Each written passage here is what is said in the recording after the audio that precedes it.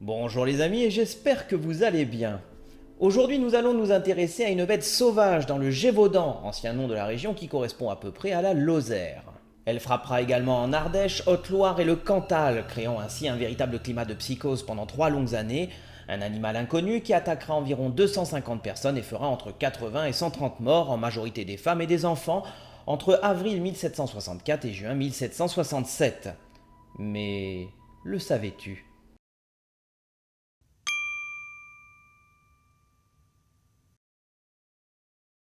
Au printemps 1764, une femme est attaquée près de Langogne par une bête que ses bœufs ont réussi à faire fuir. En rentrant au village, émue, la robe et le corsage en lambeaux, elle affirma avoir été attaquée par une bête. À la description qu'elle en fit, certains pensèrent que la peur lui avait troublé l'esprit et que ce n'était qu'un loup, voire un loup enragé, qui l'avait agressée.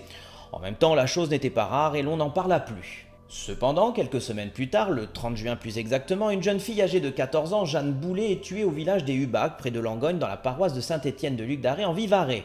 C'est la première victime officielle d'une très longue liste. Au mois d'août, le monstre attaquera une fillette de Puylaurens, 3 garçons de 15 ans de Cheylard-l'Évêque, une femme d'Arzan, une fillette de Thore, un berger de Chaudérac.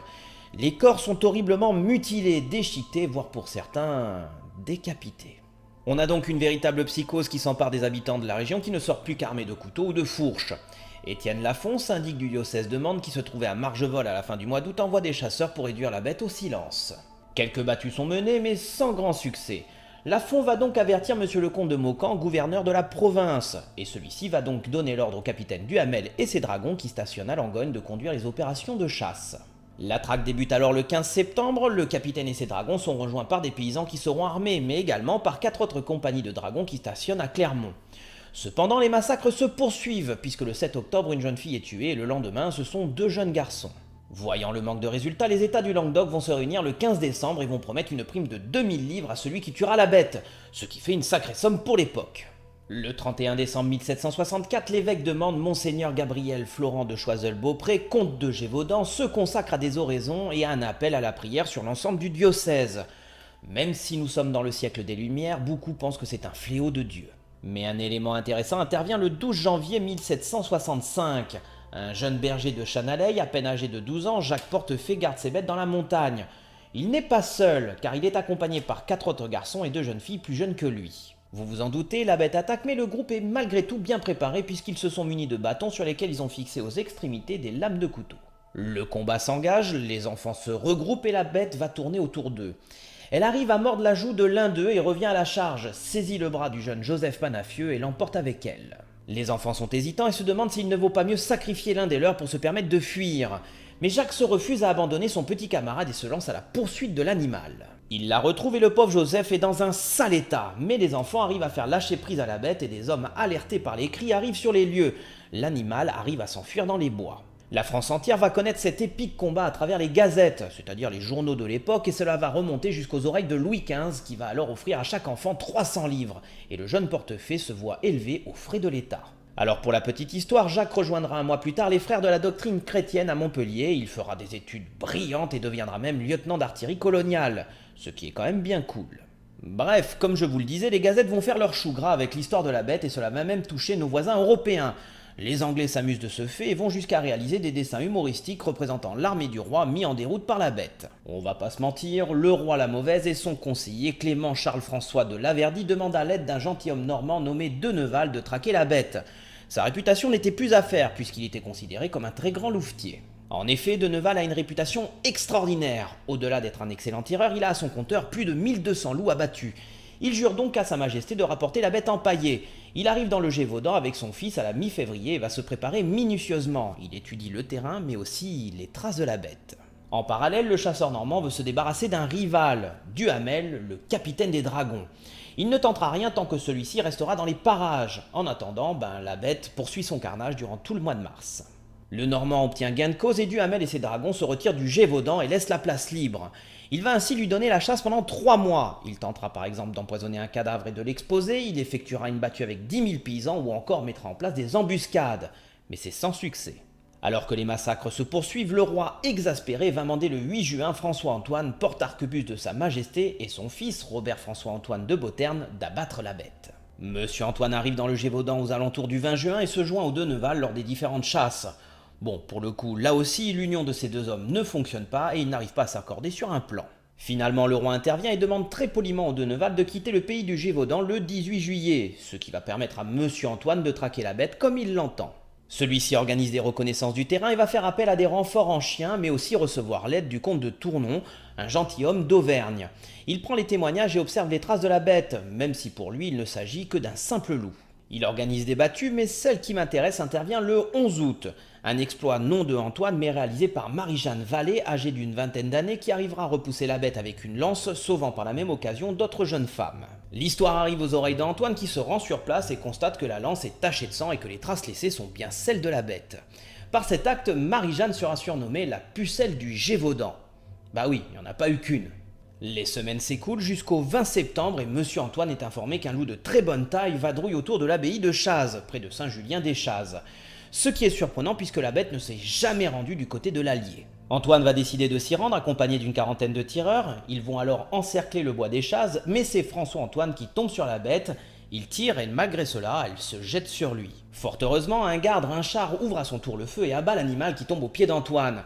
D'après le procès-verbal, la bête est un gros loup de environ 130 livres, soit 60 kilos, et elle est transportée à Saugues où elle sera étudiée. Suite à cela, son fils Antoine de Beauterme transporte la bête à Clermont-Ferrand où elle sera empaillée. Le 27 du même mois, il quitte Clermont-Ferrand pour se rendre à Versailles.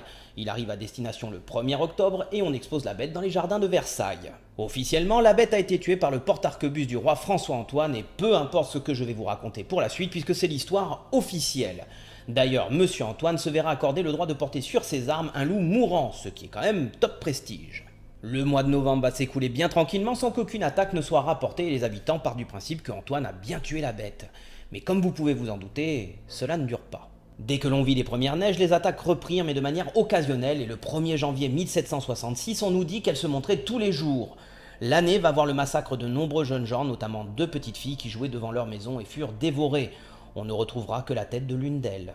On prendra des mesures comme des petites battues, mais en vain. Les habitants supplièrent alors Versailles qui fit la sourde oreille ainsi que les gazettes de l'époque qui ne firent aucun écho des massacres commis dans la période. La bête était morte et il n'y avait plus à y revenir. Nous allons devoir attendre jusqu'au 19 juin 1767. Le marquis d'Apcher organisa une battue avec des chasseurs, mais l'un d'eux va retenir notre attention. Jean Chastel, un homme d'une soixantaine d'années, né le 31 mars 1708 à Darmes, près de Le Besser-Sainte-Marie. C'est un homme robuste, connu pour son honnêteté, sa bonne conduite et pour être pieux. Ce jour-là, il se trouvait sur la Sogne d'Anvers, près de Saugues. Il avait son fusil chargé de 2 balles bénites. Mais le plus surprenant, c'est qu'il récitait des litanies de la Sainte Vierge lorsque la bête apparut. Il ferma tranquillement son livre, le mit dans sa poche, retira ses lunettes qu'il rangea dans son étui, et la bête ne bougeait pas. Elle attendait. Chastel prit son temps, épaula, visa et tira. La bête resta immobile avant d'être assaillie par les chiens de chasse de M. d'Apcher et d'être totalement déchirée. La bête fut alors transportée vers Charret, au château de Besque, résidence du marquis. On y établit un rapport complet sur l'animal qui fut ensuite empaillé. Il resta une douzaine de jours exposé au public. Suite à cela, le marquis manda son domestique Gilbert d'emporter l'animal à Versailles pour le montrer au roi. Chastel aurait été du voyage, et la légende veut que Louis XV aurait chassé les 2 hommes devant la puanteur de l'animal empaillé. Ce qui est totalement faux. Louis XV se trouvait à Compiègne lorsqu'il apprit la nouvelle. Il ordonna à Monsieur de Buffon, naturaliste, d'étudier l'animal. Alors clairement, nous sommes en plein mois d'août et la décomposition est particulièrement avancée. Mais après un examen complet, il détermina qu'il s'agissait tout simplement d'un loup. Une fois ceci fait, Gilbert s'empressa de faire enterrer l'animal à cause de la puanteur et quant à Jean Chastel, il ne mit jamais les pieds à Paris et Louis XV ne vit jamais la bête. Et ce qui est encore plus surprenant, c'est que Buffon ne laissa aucun document ou aucune note sur l'examen. Bien sûr, ça c'est pour le côté historique, et encore, j'émets des réserves sur ce que j'ai pu vous dire jusqu'à présent car les auteurs rivalisent de détails supplémentaires et d'hypothèses diverses qui sont difficilement vérifiables. Mais il n'empêche que je me suis posé la question sur la nature de la bête, et là, vous vous en doutez, je suis tombé sur une avalanche de théories, certaines plus folles que d'autres, et d'autres particulièrement intéressantes. Et donc oui, je vais en aborder quelques-unes avec vous. Alors évidemment, je botte en touche la théorie sur un extraterrestre qui aurait débarqué pour massacrer de l'humain. Non, c'est sérieux. Bon. Parlons en premier lieu du loup. Le Canis lupus, qu'on appelle également le loup vulgaire, qui appartient à la branche des canidés, a comme caractères principaux un attachement à une zone de chasse, la stabilité des couples qui se créent et une organisation collective en meute. Il est encore présent au Canada, Russie, en Sibérie et en Scandinavie. Il a pratiquement disparu de l'Europe occidentale. Au Moyen-Âge dans les campagnes, il sème la panique car il attaque. Rarement c'est vrai, mais toujours lors des grands hivers de famine. Ainsi, l'animal va exercer une fascination mais aussi de la terreur pendant très longtemps. Souvent représenté comme le symbole du mal, en opposition au chien qui est le fidèle ami de l'homme, nombre de légendes accréditent même le mythe du loup-garou, un homme touché par une maladie, la lycanthropie. Celui-ci se transforme alors en loup et en acquiert toute sa bestialité. Alors je ne m'étale pas sur la lycanthropie puisque je le traiterai prochainement dans un Le savais-tu. Certains historiens comme Jean-Marc Morisseau pensent au loup carnassier et que l'œuvre de la bête n'est pas le fait d'un seul animal mais d'une horde de loups mangeurs d'hommes. D'autres auteurs mettent en avant l'hypothèse d'un loup enragé, ce qui n'est pas possible car les individus ayant survécu aux attaques auraient dû contracter la maladie et seraient morts quelques mois après. La deuxième possibilité est très intéressante, l'hybride, c'est-à-dire un mélange entre le chien et le loup. D'après Michel Louis, un des nombreux auteurs sur la bête, et qui d'ailleurs nous rapporte l'autopsie de l'animal tué par Jean Chastel, montre que la denture serait la même que celle du chien. En outre, la description de l'animal colle parfaitement. Gueule plate, museau fin, oreilles courtes, poils couleur fauve ou sable, bande noire et une tache blanche sur le poitrail. Une description qui fait penser au chien de type berger. Alors je passe certaines théories qui font état d'une hybridation de lion et de tigre, de hyène et de chien, d'un homme léopard ou encore que cet animal aurait été importé d'Afrique. Pourquoi ? Je trouve ça complètement loufoque. Au fil de mes lectures, ce qui m'a laissé perplexe, c'est que les victimes ont été décapitées, d'autres déshabillées et certaines avaient la peau du visage retournée. On a donc une sorte de mise en scène macabre. En outre, des témoins affirment avoir vu la bête traverser un cours d'eau debout sur les pattes postérieures ou sur la place d'un village. Peut-être avons-nous affaire à un homme déguisé en loup. C'était d'ailleurs une opinion très répandue parmi les paysans et la famille Chastel était souvent pointée du doigt. D'autres pensent également à un loup dressé par cette famille Chastel, ce qui pourrait expliquer pourquoi l'animal, connaissant son dresseur, a marqué un temps d'arrêt. Mais pour être honnête avec vous, je pense que cette histoire et les théories sur sa nature sont totalement insolubles. On retiendra que les meurtres ont cessé depuis longtemps, mais que la bête a inscrit à jamais le nom du Gévaudan dans cette imagerie populaire. C'est là-dessus que je vous abandonne et n'hésitez pas à liker, commenter, vous abonner et surtout gardez à l'esprit que apprendre c'est bien, mais comprendre c'est mieux.